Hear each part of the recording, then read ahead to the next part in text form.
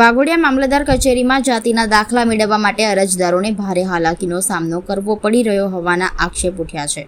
છેલ્લા 4 થી 5 દિવસથી લોકો કાળઝાળ ગરમીમાં લાંબી લાઈનોમાં ઊભા રહેવા મજબૂર બન્યા હોવાનું સામે આવ્યું છે। લાભાર્થીઓનો આક્ષેપ છે કે 1951 પહેલાના પુરાવા રજૂ કર્યા હોવા છતાં મામલતદાર કચેરી દ્વારા 7/12ના ઉતારા તેમજ શાળાના દાખલાની માંગણી કરવામાં આવી રહી છે। જમીન ન ધરાવતા લોકો 7/12 ક્યાંથી લાવે અને જેમના પૂર્વજો શાળાએ ગયા ન હોય તેઓ શાળાના દાખલા કેવી રીતે આપે તે મુદ્દે અરજદારોમાં રોષ જોવા મળ્યો હતો। આ મામલે વાઘોડિયાના ધારાસભ્ય ધર્મેન્દ્રસિંહ વાઘેલાએ મામલતદાર SS કસોટાને આડે હાથે લઈ ઉગ્ર રજૂઆત કરી હતી। સેવા સદનમાં પીવાના પાણી જેવી મૂળભૂત સુવિધાનો પણ અભાવ હોવાનો મુદ્દો ઉઠાવવામાં આવ્યો હતો।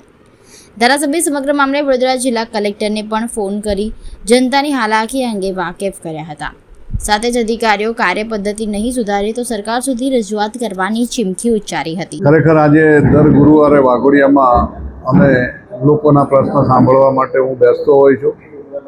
આજના દિવસે ખરેખર ખૂબ લાંબી લાઈનો, જે શિક્ષણ પાયાની જરૂરિયાત છે એની અંદર જે લોકોને દાખલાઓ જાતિના લેવાના હોય છે એની અંદર ખૂબ મોટી મુશ્કેલી પડતી હોય એવું મને પણ આજે ધ્યાનમાં આવ્યું અને મેં મામલતદારશ્રી અને તાલુકા વિકાસ અધિકારીને કડક સૂચના આપી છે કે ભાઈ આ જાતિના દાખલાઓને આવકના દાખલા માટે કોઈને તમે ખોટા ધક્કા ખવડાવો નહીં અને તમારું જક્કી વલણ રાખીને જે લોકોને મુશ્કેલી પડે છે એ મુશ્કેલીનું નિવારણ લાવો।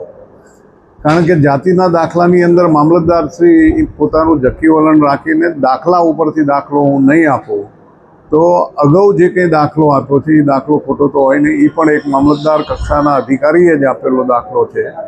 હવે સમય ખૂબ ઓછો હોય, બાળકોના એડમિશન લેવાના હોય અને તમે લોકોને ધક્કા ખવડાવો છો જેના કારણે થઈને બાળકનું ભવિષ્ય બગડે, એ કોઈ પણ કાળે ચલવી ના લેવાય।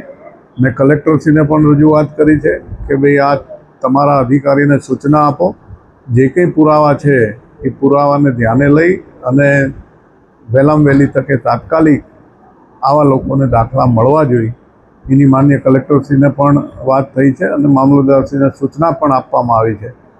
આમ છતાં પણ જો એ કંઈ કાર્યવાહી કરવામાં ઢીલાશ કરશે, કચાશ રાખશે અને લોકોને મુશ્કેલી પડશે તો એની સરકાર સુધી પણ રજૂઆત કરવામાં આવશે।